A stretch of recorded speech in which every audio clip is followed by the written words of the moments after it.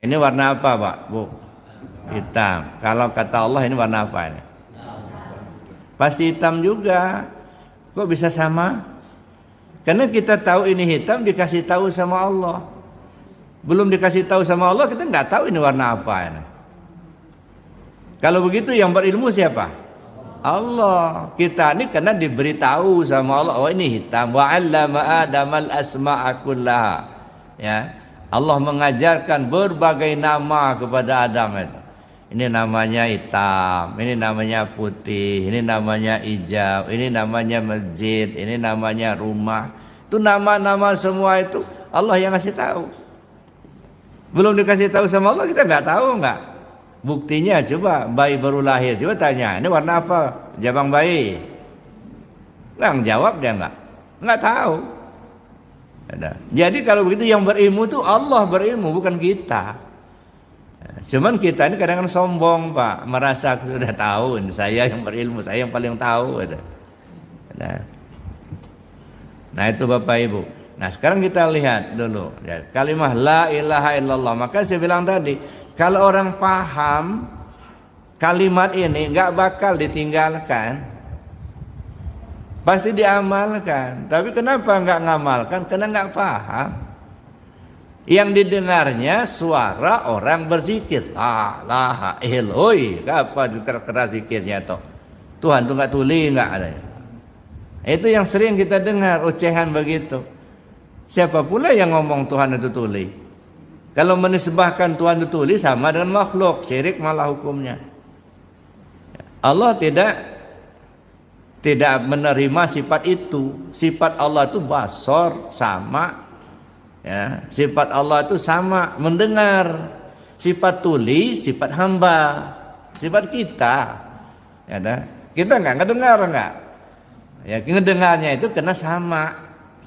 Apakah telinga kita mendengar? Enggak, bukan telinga Pak yang ngedengar itu. Sama. Kenapa bukan telinga? Buktinya mayat. Mayat itu masih ada telinganya, tapi sudah nggak ngedengar lagi. Ya, buktinya mayat masih ada matanya, tapi sudah tak melihat lagi. Kemarin ngobrol-ngobrol saya dengan beliau itu. Sekarang udah mati dia. Ya dah. Kemarin jalan sama-sama kami. Ya dah. Sekarang nggak ada lagi, sudah mati dia. Kemarin masih melihat, kemarin masih mendengar, kemarin masih ngomong. Sekarang udah mati, nggak bisa ngomong, nggak bisa melihat, nggak bisa mendengar. Kemana yang kemarin melihat itu? Kemana yang kemarin mendengar itu? Kemana yang kemarin bisa jalan itu? Apa kakinya yang jalan? Bukan, buktinya kakinya masih ada, nggak bisa jalan. Itu menunjukkan yang jalan bukan kaki, yang melihat bukan mata, yang mendengar bukan telinga. Itu hanya rumah-rumahnya. Telinga kita itu rumah-rumahnya sama. Si sama ini mau nunggu rumah bagus, Pak. Kalau rumahnya bocor, berangkat dia. Maka jangan dikorek-korek terus, bocor nanti dia. Samanya pergi dia. Si basor ini menempati rumah-rumah namanya mata. Kalau matanya masih bagus, basornya nempel di situ, ada di situ. Tapi kalau matanya rusak, nggak mau dia. Ngapain nunggu rumah rusak adanya? Berangkat dia. Ini rumah-rumahnya saja. Ya, jangan sampai kita ya terpukau atau kita tertipu. Dikira mata itu yang melihat, bukan. Mata itu nggak ngelihat, nggak.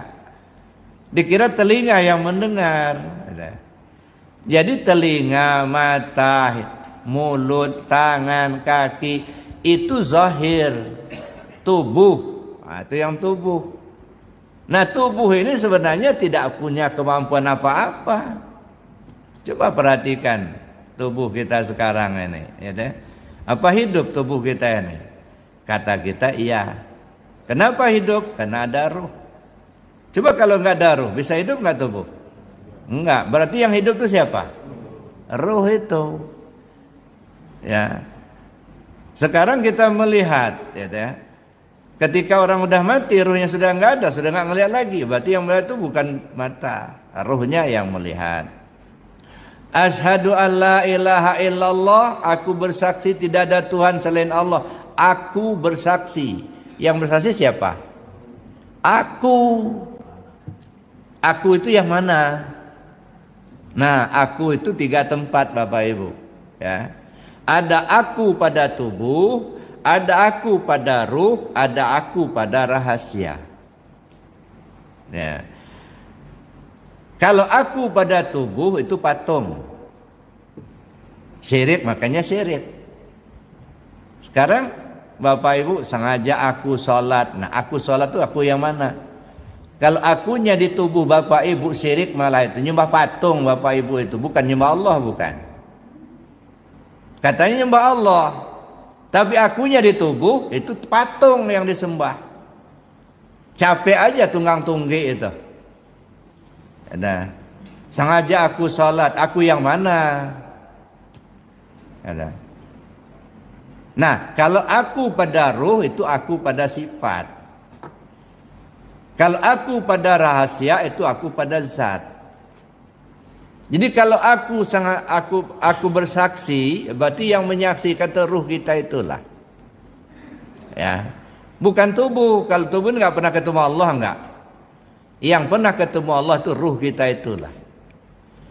Jadi kalau dia mengatakan aku bersaksi tidak ada Tuhan selain Allah, yang ngomong itu ruh, sifat pada Allah. Ya. Nyawa pada kita. Yang disaksikannya siapa? Adanya Allah. Yang jadi saksi siapa? Ini tubuh kita ini yang jadi saksi. Nah, ini tubuh kita jadi saksi. Kenapa tubuh jadi saksi? Karena mulut yang ngomong, telinga yang ngedengar. Maka disebutlah tubuh menjadi saksi. Ya, yang mengaku itu ruh, ya, yang menyaksikan itu ruh, yang disaksikannya adanya Allah. Maka dia bilang, aku bersaksi tidak ada Tuhan selain Allah.